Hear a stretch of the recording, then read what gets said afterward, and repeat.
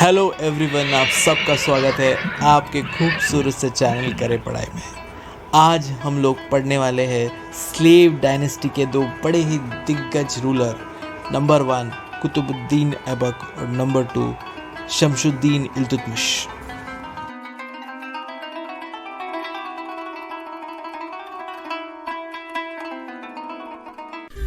सन 1206 भारत। मोहम्मद घोरी, जिसने भारत को इन्वेड कर लिया था और भारत में अपनी नींव स्थापित कर ली थी, वो अब लौट गया गजनी। वहाँ पर लौटने के बाद खबर आती है कि मोहम्मद घोरी का असैसिनेशन हो चुका है। लेकिन जब वो भारत से वहाँ जाता है गजनी की तरफ, तो ऑब्वियसली उसने भारत को पूरी तरह तबाह कर दिया होता है। भारत में रह जाती है दुखी जनता और साथ में टूटे फूटे खंडर, मंदिरें जो टूट चुकी है और बहुत सारा वेल्थ जो है वो भारत से गजनी ले जाता है। लेकिन भारत में वो जो छोड़ जाता है एडमिनिस्ट्रेशन का देखभाल करने का जिम्मेदारी अपने स्लेव्स के हाथों। स्पेशली भारत आ जाता है कुतुबुद्दीन ऐबक के हवाले, और सिंध और जो गजनी का इलाका है उसके मरने के बाद दूसरे जो दो स्लेव्स हैं वो कंट्रोल करते हैं। ये हम आगे देखेंगे। आइए देखते हैं दिल्ली सल्तनत भाग 1, स्टार्ट ऑफ स्लेव डायनेस्टी, या उसको हम ममलुक डायनेस्टी भी कहते हैं। सन 1206 दिल्ली का पूरा बागडोर कंट्रोल कर रहा है स्लेव डायनेस्टी का पहला रूलर, और वो है कुतुबुद्दीन ऐबक। कुतुबुद्दीन ऐबक बहुत ही दयावान रूलर था। ऑल्दो वो इनटॉलरेंट था हिंदूज की तरफ, काफ़ी मंदिरें उसने तोड़े थे, पर ऐसे वो बहुत ही दयावान था लोगों की तरफ। उसको लक बख्श भी कहा जाता है, यानी गिवर ऑफ लैक्स। वो वक्त था जब भी एक बहुत ही famous Sufi saint Khwaja Qutubuddin Bakhtiyar काकी दिल्ली सल्तनत में रहते थे, और कुतुबुद्दीन ऐबक उनको बहुत पसंद किया करते थे, और उन्हीं के याद में उन्होंने बनाया कुतुब मीनार।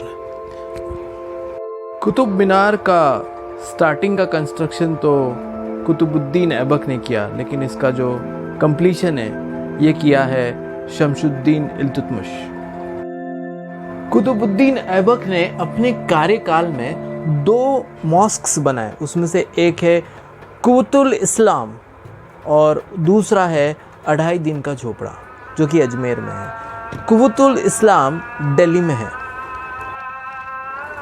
कुव्वतुल इस्लाम के आसपास के एरिया में ही आपको दिखेगा कुतुब मीनार, और 2.5 दिन का झोपड़ा जो कि बनाया गया था प्रेयर्स ऑफर करने के लिए। मोहम्मद घोरी जब वहाँ से गुजर रहे थे तो उनको प्रेयर्स ऑफर करने थे, तो तभी उन्होंने अपने स्लेव कुतुबुद्दीन ऐबक को कहा कि मेरे लिए एक जगह का अरेंजमेंट करो। तब कुतुबुद्दीन ऐबक बनाते हैं 2.5 दिन का झोपड़ा, जो कि 2.5 डेज में कंप्लीट होता है। 2.5 दिन का झोपड़ा में पहले आप प्रेयर्स ऑफर कर सकते थे, जैसे हम और आप, लेकिन इंडिपेंडेंस के बाद इसको वर्ल्ड हेरिटेज साइट घोषित कर दिया गया है। इंडिया के हेरिटेज में बहुत इंपॉर्टेंट पार्ट है इसका, तो तब से इसको सिर्फ हम म्यूज़ियम की तरह यूज़ करते हैं। वहाँ पे लोग जाते हैं और देखते हैं कि कैसे इसका स्ट्रक्चर है और किस तरह का आर्ट फॉर्म इसमें यूज़ किया गया है। कुतुबुद्दीन ऐबक ऑथर्स और आर्टिस्ट को बहुत प्रोत्साहन और मदद करते थे।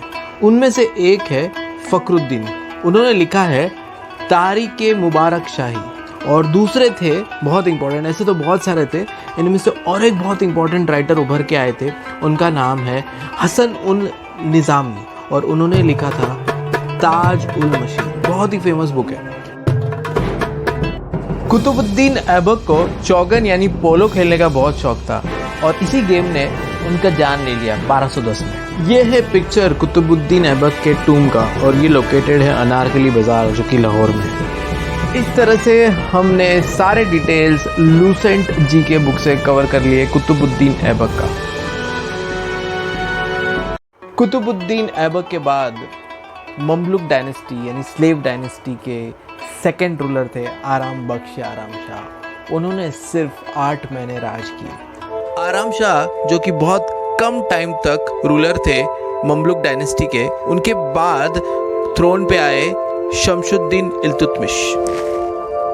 Shamsuddin Iltutmish is the real founder of Delhi Sultanat, यानी वो रियल फाउंडर थे दिल्ली सल्तनत के। उन्होंने दिल्ली की गद्दी संभाली 1211 में और उन्होंने दिल्ली को कैपिटल बनाया इन प्लेस ऑफ लाहौर। जब इल्तुतमिश ने गद्दी संभाला तो वो चारों ओर से प्रॉब्लम से घिरे हुए थे। एक तरफ से थे आराम शाह यानी आराम बख्श जो कि उस वक्त गद्दी पे थे। उनके राइट साइड से थे मंगोलियन इन्वेडर चेंगिस खान जो कंटिन्यूसली ट्राई कर रहे थे एक्सपांड करने के लिए। उसके बाद आते हैं ताजुद्दीन यल्दोज जो कि स्लेव डायनेस्टी के गजनी के रूलर थे। और फिर आते हैं कबाचा जो कि सिंध मुल्तान के स्लेव डायनेस्टी के रूलर थे। गबाचा और यल्दोज ये दोनों ही कुतुबुद्दीन ऐबक के साथ वाले ही स्लेव थे और ये ट्राई कर रहे थे दिल्ली में अपना वर्चस्व स्थापित करने का।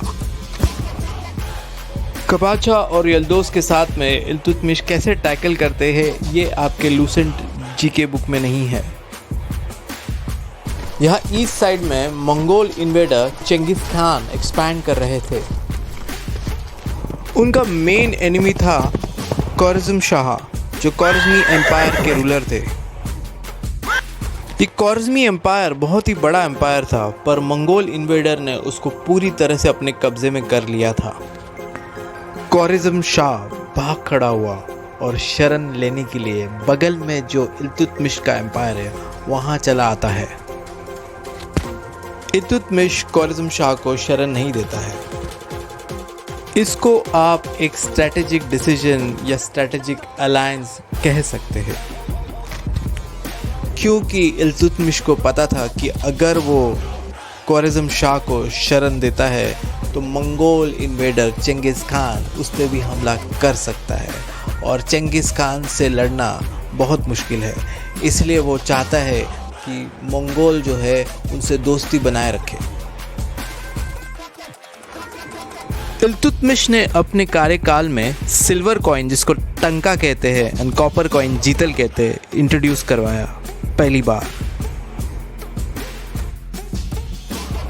आप इस तरह से समझ सकते हो कि कॉइन का लेन देन इल्तुतमिश के कार्यकाल में ही शुरू होता है और इक्तादारी सिस्टम भी शुरू होता है। इक्ता सिस्टम एक तरह का एडमिनिस्ट्रेशन सिस्टम है जिसमें लैंड्स जो है मेनली उन लोगों में बांटा जाता है जो उनका देखभाल कर सकते हैं। यानी छोटे छोटे प्रोविंसेस में कुछ लोगों को लैंड बांटा जाता है और जो एडमिनिस्ट्रेशन भी संभालते हैं, सोल्जर्स को भी संभालते हैं और इस तरह से वो लैंड से रेवेन्यू जनरेट करते हैं एम्पायर के लिए एज वेल एज अपने लिए। इल्तुतमिश ने चहलगनी यानी चालीसा ग्रुप ऑफ 40 नोबल्स ये भी स्टार्ट किया। ये जो 40 नोबल्स की बातें हो रही है ये नोबिलिटी ऑफ स्लेव्स यानी कुछ ऐसे लोग जो एम्परर के आसपास रहेंगे और उसको एडवाइस देंगे। अगर वो कहीं पर भी प्रॉब्लम में फंसता है तो किससे एडवाइस लेगा, तो these are the 40 nobles from where he will get the advice.